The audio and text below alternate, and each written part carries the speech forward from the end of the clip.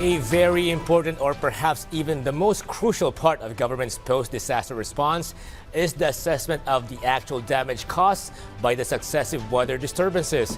PTV's Ryan Lisiges gives us a rundown on all the important figures regarding this matter from the NDRRMC in this report.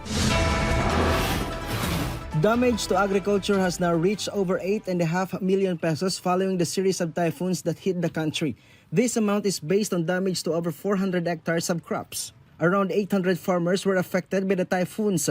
20 cities and municipalities in Luzon have been placed under a state of calamity. This comes after the devastation left behind by the successive typhoons that hit the country, particularly Typhoon Nika, Super Typhoon Ophel, and Super Typhoon Pipito.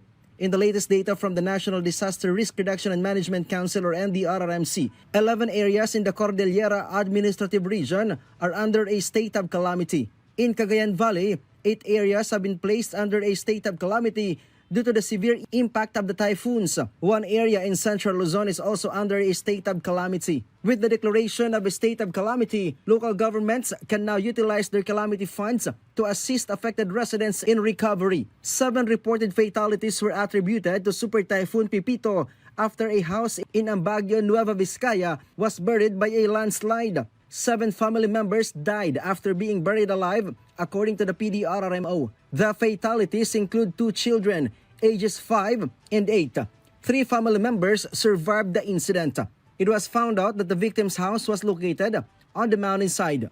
In the latest report, close to 500,000 families were affected by the typhoons, equivalent to almost 2 million individuals. Relief efforts from the government are ongoing. Humanitarian aid distributed to the typhoon victims has reached nearly 80 million pesos. From PTV, Ryan Lisiges, Balitang Pambansa.